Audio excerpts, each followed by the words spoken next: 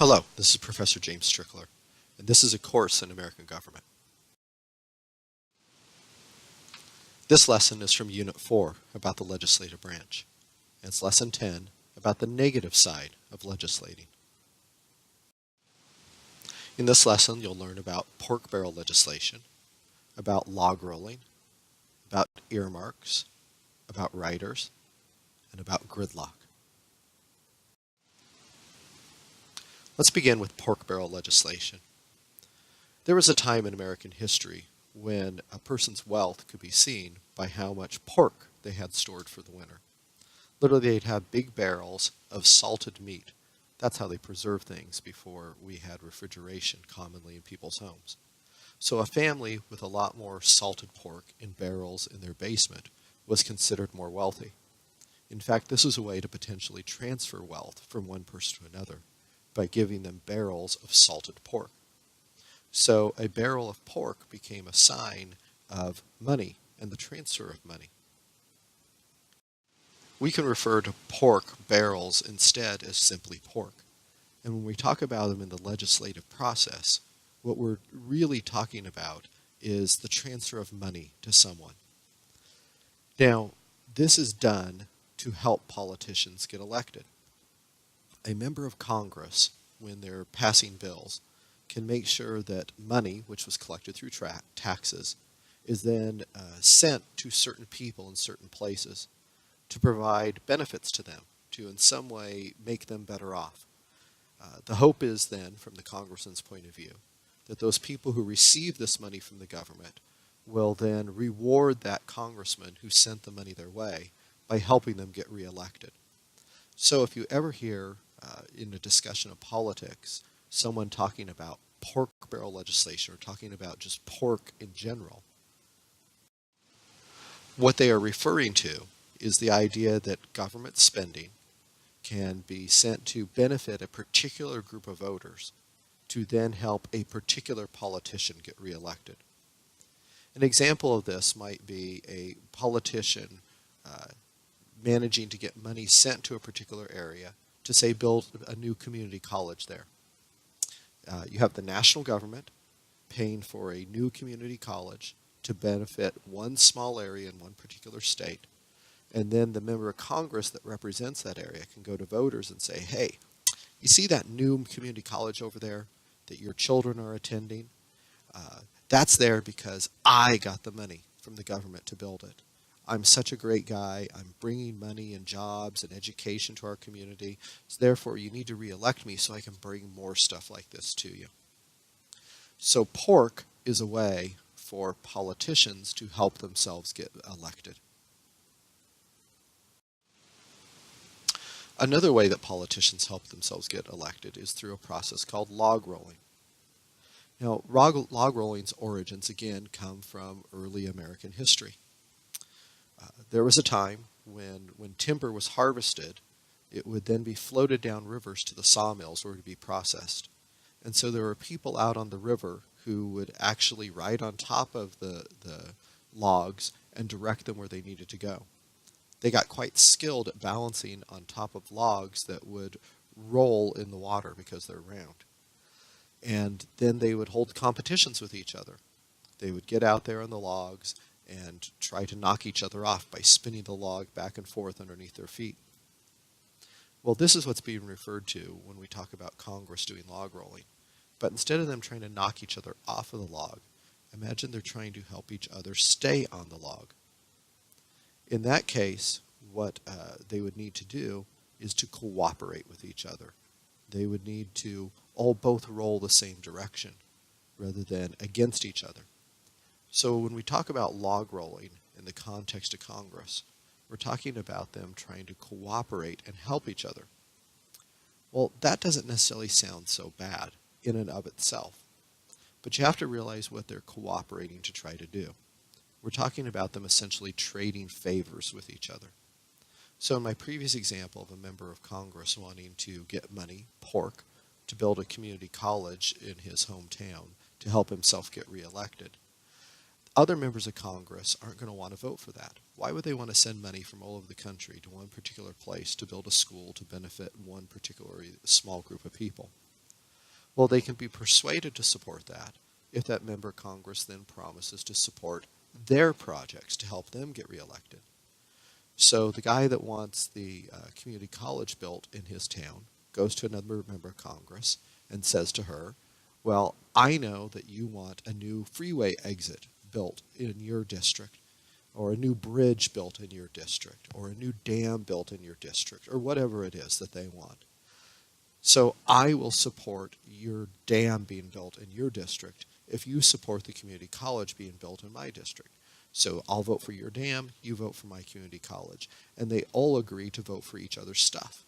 And in that way, then, this massive tax dollars can be collected and then sent out piecemeal for little project here, little project there, little project there, to help them all get reelected. Now, the thing to notice about these pork projects that are being created through log rolling is that they're not designed by the United States Congress to benefit the country as a whole. Instead, they're designed to benefit individual members of Congress to help them to get reelected. So then let's define log rolling as politicians trading favors to pass laws to benefit particular areas. Particularly pork is a target of log rolling. The next thing we want to talk about are earmarks. Again, you have to think about the metaphor being used to understand what's being talked about. In this case, we're talking about a process used in agriculture to mark animals. Tools would be used to put notches in their ears to identify them. So, for example, a pig farmer with hundreds of pigs in a pen might have someone who comes and wants to purchase 5 of them. They stand at the rail and they select the 5 particular ones that they want, and the farmer then uses a tool to put notches in their ears so he can identify which 5 to then load onto a trailer later to take over to the person who has purchased those pigs. It's a way of identifying a smaller number of animals within a larger group by the notches that have been put in their ears. Well, what this means in politics is the idea of setting aside certain bits of money from a larger pot to be used for particular projects. So in an earmark, you have a large chunk of money, say set aside to improve the nation's highways. Billions of dollars that have been authorized by the national government to be sent to the transportation department for them to decide where they should be used to make the nation's highway system better. But before they send that giant pot of money over the transportation department to use as they think is best, they mark certain parts of it to be spent in certain ways. So, one member of Congress might put in an earmark that says that 15 million of these billions of dollars need to be spent to improve a freeway exit in a particular town. Or another one might put in that 25 million of this big giant pot of money needs to be used to build a new bridge in a particular town. That kind of thing. This is just another way to get pork projects where they need to be. So the big pot of money is set aside for a particular purpose, and then members of Congress mark little bits of it to go where they want them to go. Back in 1987, one of these giant highway bills, which I'm using this as an example, but it's not the only place that earmarks can be used. It's just a particularly prominent one. Back in 1987, one of these big highway bills was sent to President Ronald Reagan, and he noticed that there were 152 earmarks in it. He commented that he had never seen so much lard since he was giving out ribbons at a state fair. And then he vetoed it because of those earmarks. He thought that that was inappropriate for members of Congress to be directing money to their own particular areas to help themselves get reelected. And so he tried to stop it. Well, despite him doing that, Congress overrode his veto. They wanted to get that pork home to help them to get reelected. And that then became a very common practice. Back in 2005, when George W. Bush was president, another one of these giant highway bills came to the president to be signed. It didn't just have 152 earmarks in it. It had over 6,000 earmarks in it. Now think about that. That means that it had more than 10 earmarks per member of Congress. So essentially, they had taken this huge highway bill and then just divided it up in little pieces to go back to their areas for specific projects that they thought would benefit specific people to then improve their reputations and help them get reelected. Another area, or I should say another way that members of Congress can direct money to where they want is through the use of what are called riders. Now, where this name comes from is the idea of someone hopping on, clinging on to something to get somewhere. Like you can see in this picture of these people jumping onto a bus to travel along with it without actually being in the bus.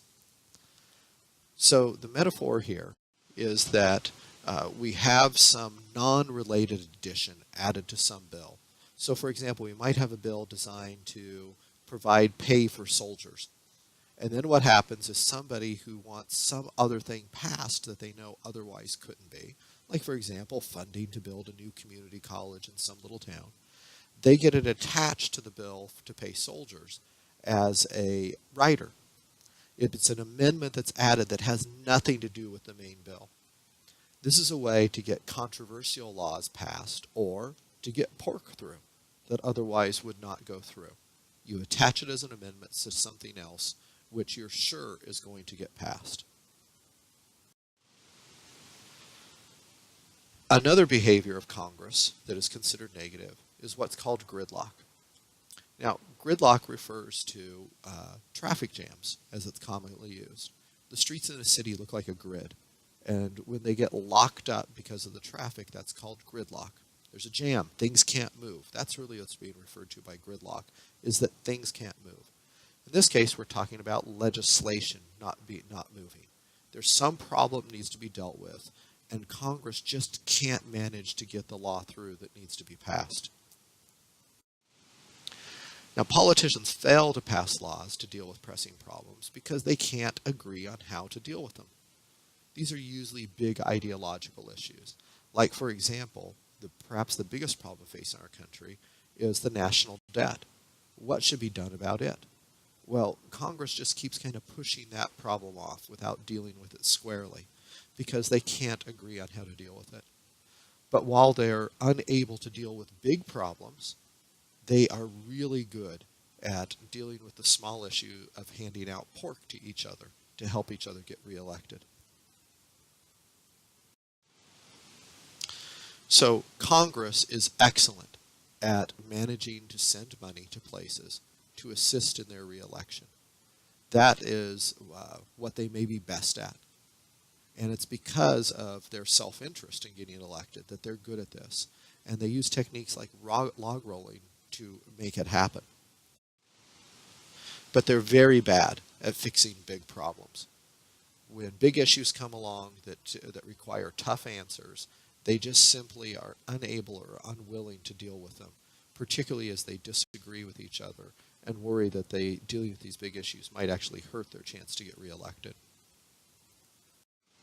As a consequence, Americans typically have a very bad attitude about Congress. They think they do a poor job, and Congress has very low approval ratings when surveys are done to ask people their feelings about Congress. So American voters generally hate Congress because they can't fix the problems that they believe need to be dealt with for the country as a whole. But Americans love their own individual members of Congress and constantly reelect them because those people bring home the pork. They're able to say, hey, look at that project that I brought home and built for you. Oh, wonderful. And they reelect that person. So they love their own members of Congress for giving them benefits, but they hate Congress as a whole for not solving problems and giving benefits to everybody else. So now let's review what we learned in this lesson.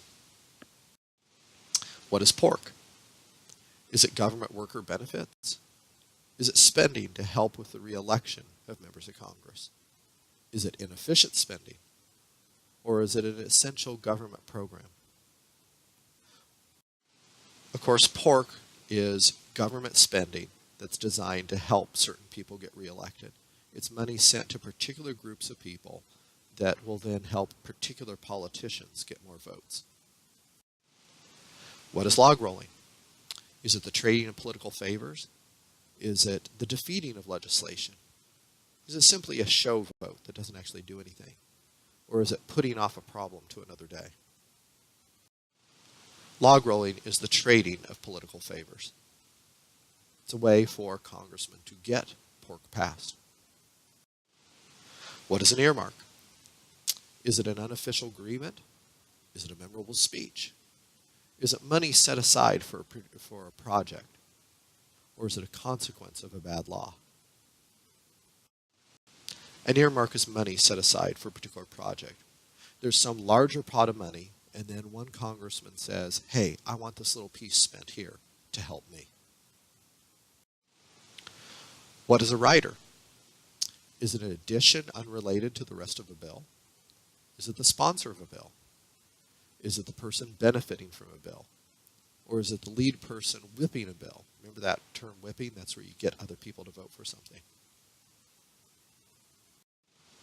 A rider is an addition unrelated to the rest of the bill. So you attach something to a big bill that you know is going to pass, so that that little thing that you attached it passes too, even though it may be controversial, or it may just be a piece of pork to benefit one particular group. What is gridlock? Is it having enough votes for passage? Is it compromises in order to pass a law?